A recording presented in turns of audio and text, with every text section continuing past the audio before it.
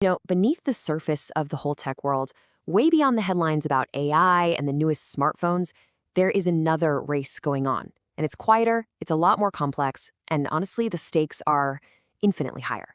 It's a race to build the ultimate computer, a machine that doesn't just calculate faster, but computes in a way that fundamentally rewrites reality itself. This isn't about the next iPhone. This is about the next reality. Let's break it down. So why? Why are companies like Google and Microsoft and, yeah, the world's most powerful governments pouring billions and billions of dollars into this?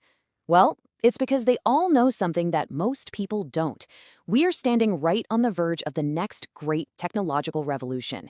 And this one could be even more historic than the entire digital age. Okay, so the key to really understanding what's happening right now is realizing that this exact kind of shift, it has happened before.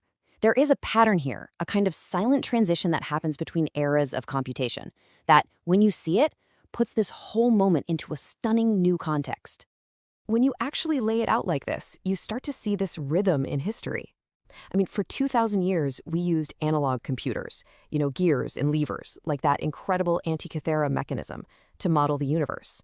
Then boom, in the 1940s, Alan Turing and his contemporaries ushered in the digital era, all based on simple ones and zeros. Every single phone, every laptop, every supercomputer we have today is basically a Turing machine. And right now, we are standing at the dawn of the next great leap, the quantum era. But here's the thing you have to get. This is not just about making faster computers. That's not the point. See, digital computers are based on transistors acting like little light switches, on or off, 0 or 1. That's a human invention. Quantum computers, on the other hand, are based on the actual building blocks of reality itself, atoms and electrons, and the bizarre, almost magical rules they play by. So how in the world do they work? Okay, this is where things get a little bit mind-bending. The secret to a quantum computer's insane power is that it works by exploiting this bizarre loophole in the laws of physics. It's a property of reality so strange it literally feels like a cheat code.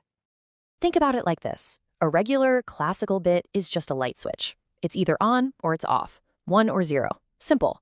But a quantum bit, or what we call a qubit, can be both on and off at the exact same time. It exists in this strange state of superposition, holding all of its possible states at once. Until you look at it, it's a perfect blend of every single possibility.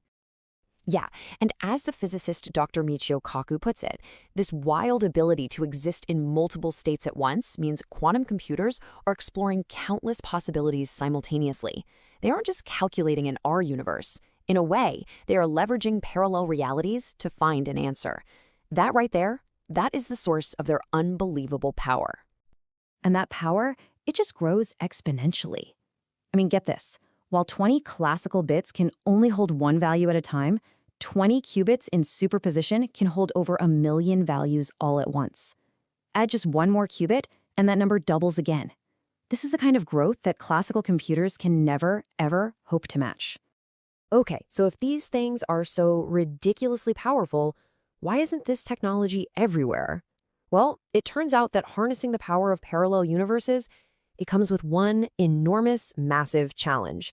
You could say there's a villain in this story. And that villain has a name: decoherence. See, a qubit superposition is unbelievably fragile. It's like a soap bubble.